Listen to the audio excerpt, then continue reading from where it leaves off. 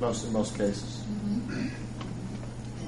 And I think you need to make this fine stiff enough that it hurts.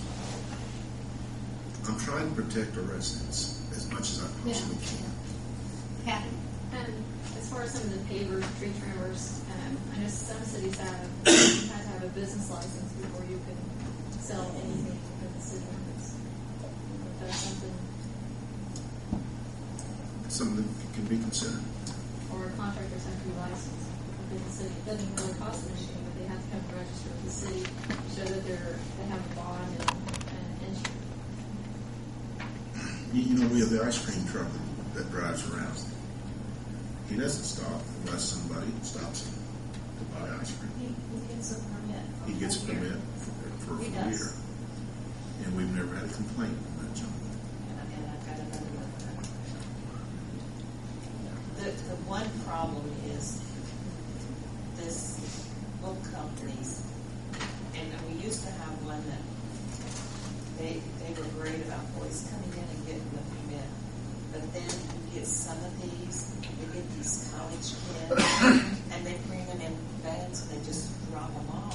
And then they go, who knows where, and they'll come back to pick them up at a certain time. And they've got them showing that they're selling for their company, but they're not showing they're selling, they've got a permit from the city. That's bad. I feel sorry for those kids. Those kids have no idea. And you bring 50 kids in to sell under one permit. We don't know everybody. We try to get them to give us copies of their driver's license, things of that nature, of identification.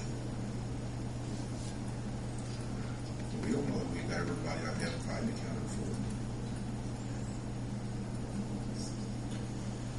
Helen, I said something to Chief Heaton about, I mean, it may be worth he and I and talking to June as well, just to see, what's feasible and what's not. Because I think the other problem, you do want to discourage it, but you also don't want to do selective enforcement. If it's too broad, then suddenly we're selectively enforcing it, and then the people that we do hit with the ticket, they're gonna cry foul, legitimately so. So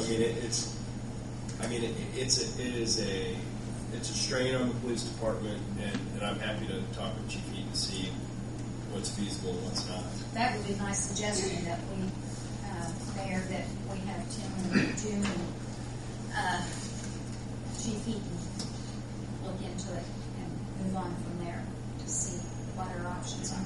I just want to go on. I don't want to drop the ball. I'll try to get something for at least for the council review, Mayor, if not for the actual agenda for October. I've got actually, Mayor, there's several copies, and I've got some additional copies since when I spoke with the Mayor.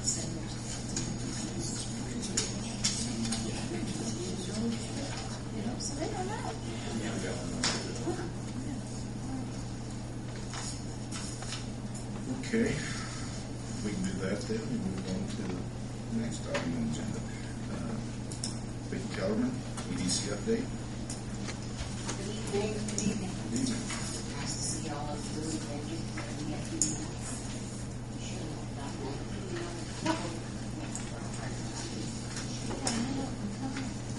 Well, yes, it's been a while since we've done it.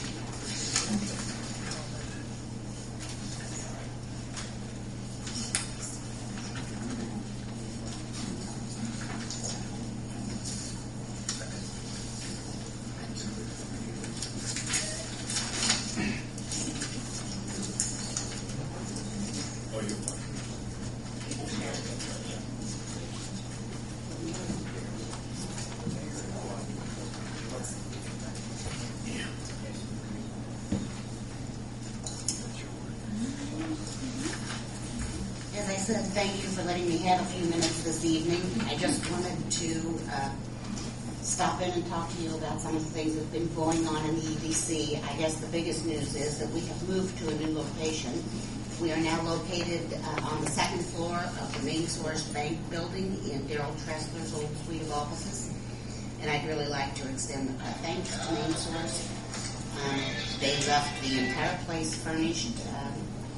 We've got more file cabinets than we ever imagined, and they've also provided us with kind of a workhorse copy machine that we've never been able to afford in our budget. We were having to purchase copies, so they have just been very, very nice to work with, and we truly appreciate that.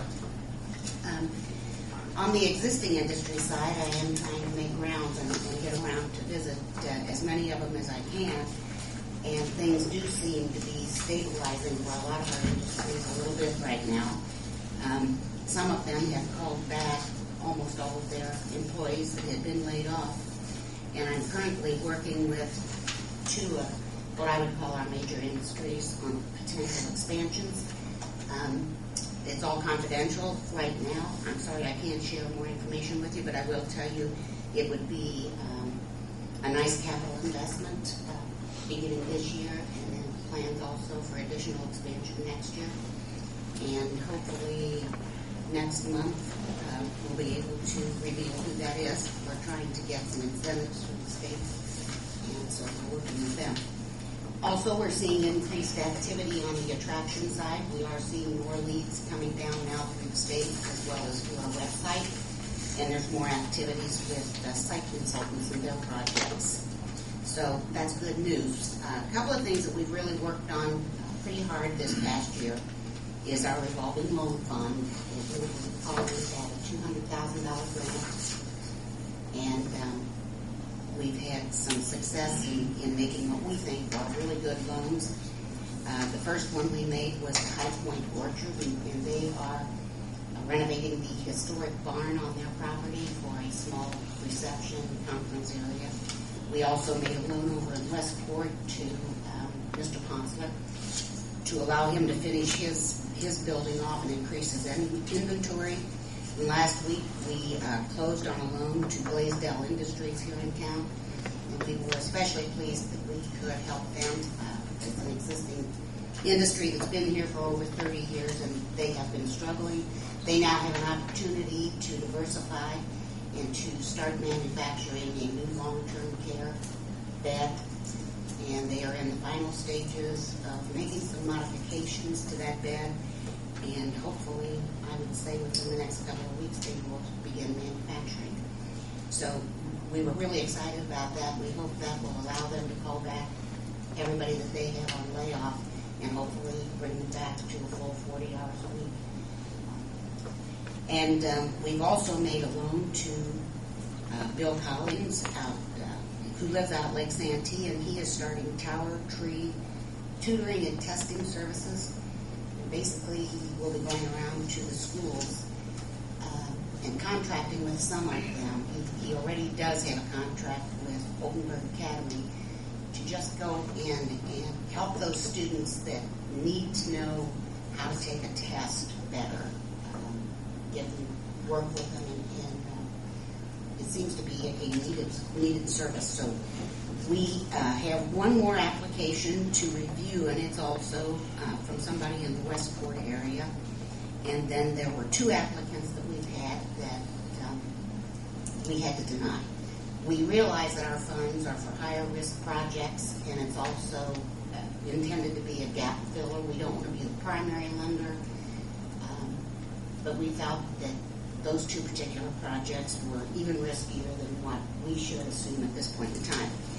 So to date, we have lent out a total of $140,000 out of the $200,000, and USDA seems to be very pleased with the loans that we've made.